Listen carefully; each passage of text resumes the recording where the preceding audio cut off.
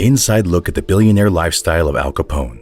Capone's parents were Italian immigrants who settled in New York City in 1899. As a youngster, he joined the 5 Points gang and started working as a bouncer in places frequented by organized crime, like brothels. In his early 20s, he relocated to Chicago and worked as Johnny Torrio's bodyguard and trusted factotum. Torrio was the leader of a criminal organization that supplied alcohol illegally and was politically shielded by the Unione Siciliana. Capone's rise and demise were significantly influenced by his fight with the Northside gang. After being nearly slain by Northside gunmen, Torrio retired and gave Capone authority. Capone increased the bootlicking business via brutal means, but he appeared to be protected from the law thanks to his mutually beneficial contacts with Mayor William and the local police. Welcome to the channel, to the world of everything related to the global underworld. Let's learn more by diving in. Ready? Let's go. Back then, cash-only enterprises dominated the criminal world for obvious reasons. As a result, it's still difficult to estimate Al Capone's wealth and the income of his outfit. Of course, that hasn't stopped a lot of professionals or governments from attempting. One official estimate claims that in the middle of the 1920s, the outfit was raking in roughly $50 million a year from illegal liquor, $25 million from gambling, and $10 million from narcotics and prostitutes. Al Capone's estimated net worth, according to experts, was over $100 million at the height of his empire's size and influence. Again, in current currency, that would be equivalent to about $1.5 billion. As such, Al Capone, boss of the Chicago outfit, otherwise known as the Southside Gang, made most of his money bootlegging booze. Based in the Windy City, Capone had a habit of leaving town to avoid both his enemies and the cops, and at the height of his power in 1928, he bought a spectacular villa on Palm Island in Miami's South Beach. Al Capone, the leader of the Chicago outfit, also known as the Southside Gang, made the majority of his money through smuggling alcohol. Capone, who was based in Chicago, was prone to evading both his adversaries and the police. At the height of his power in 1928, he purchased a magnificent mansion on Palm Island in Miami's South Beach. The 30,000 square foot estate cost Capone $40,000 or 33.4 thousand pounds, or around $589,000 or 491.5 thousand pounds in today's currency.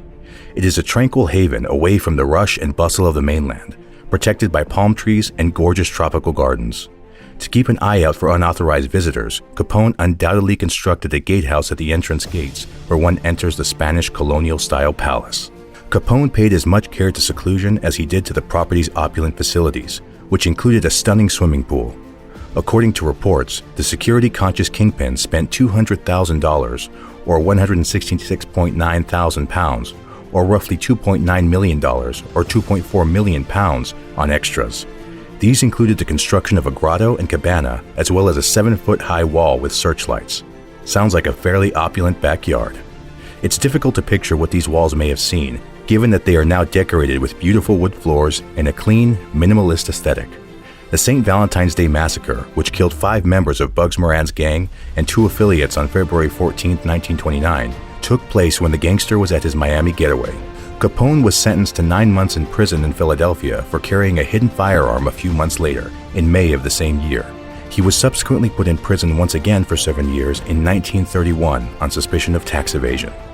Many of the original Art Deco features of the former Mafia hideout, which was built in 1922, are still present, including a chic powder room and tiled fireplaces. When Capone was released from Alcatraz in 1939, he went here to hide. He spent his final years at the Miami home with his beloved wife May while seriously ill with late-stage syphilis. He passed away there in 1947. In 1952, May Capone finally sold the house. The interior was completely refurbished in 2015 and combines contemporary elements like this elegant shaker kitchen with historically accurate components like sash windows and antique coving. But in August 2021, when it was purchased for about $11 million, or 9.2 million pounds, by developers who wanted to demolish the house and construct a contemporary residence in its stead, the future of this ancient home was dubious. The covered terrace, which extends from the main reception rooms and offers an alfresco eating area and an outdoor sitting area enclosed by Art Deco arches, is perfect for indoor-outdoor living. It's difficult to see why anyone would want to bulldoze this tropical getaway. The developer's suggested designs called for a large 10,200 square foot estate with 8 bedrooms and 9 bathrooms. However, their plan was never realized. 7 bedrooms and 5 bathrooms are distributed throughout the 7,500 square feet of living space in the mansion's current floor plan, and it appears that this will remain the case. Locals in Miami Beach started a campaign to save the property, and at the end of September 2021, just weeks after the house was sold, the developers changed their minds and withdrew their planning application. The property was then quickly sold for $15.5 million, or 12.3 million pounds, according to the New York Post. Campaigners argued that the site's redevelopment would have little positive impact on the neighborhood and would be a loss for both local and American history. With its rich history, this property will undoubtedly create a distinctive family home. That much is clear. There is plenty of space for entertainment in addition to the elegant living areas, with some of the greatest views in the home from this covered loggia overlooking the sea. The parcel itself offers little under 0.7 acres of sought-after land on one of Miami's most coveted island enclaves, in addition to Capone's home. If the house's enormous pool and terrace weren't enough, it also has 100 feet of immaculate water frontage. Based on this information, it is merely staggering and mind-blowing to see Fancy Al Capone enjoy his easily earned money. Mind you, this is his home alone. Despite the fact that Al Capone passed away nearly 75 years ago, interest in the notorious Chicago gangster is still evident, as evidenced by the fact that some of his prized things were sold at auction over the weekend for at least $3 million. According to the Chicago Tribune, Al Capone's family auctioned off numerous of his possessions in California, where his 3 surviving granddaughters reside, including what was said to be his favorite rifle. Nearly 1,000 people registered to bid at the A Century of Notoriety, the Estate of Al Capone event, which took place at a private club in Sacramento. 150 people actually showed up for the nearly 4-hour-long event. A bear-shaped humidor, diamond jewelry, and some family photos were among the items up for auction. Capone's preferred Colt .45 caliber semi-automatic pistol, which sold for $860,000, turned out to be the most sought-after item. The majority of the buyers' identities were concealed. However, one whose identity has been made public is Kevin Nagel, a businessman and investor from Sacramento.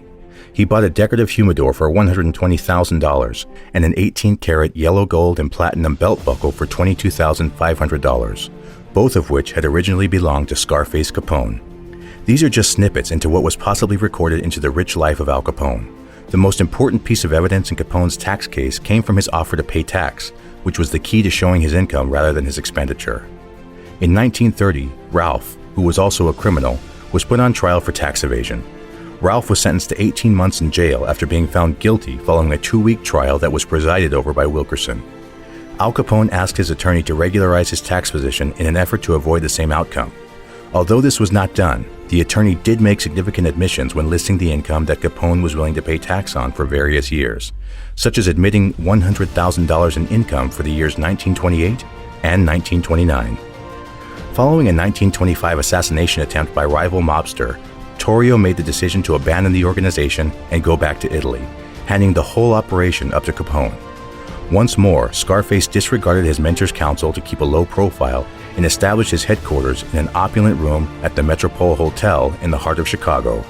From that point on, he started living a wealthy and visible lifestyle, spending lavishly but always in cash to cover his tracks.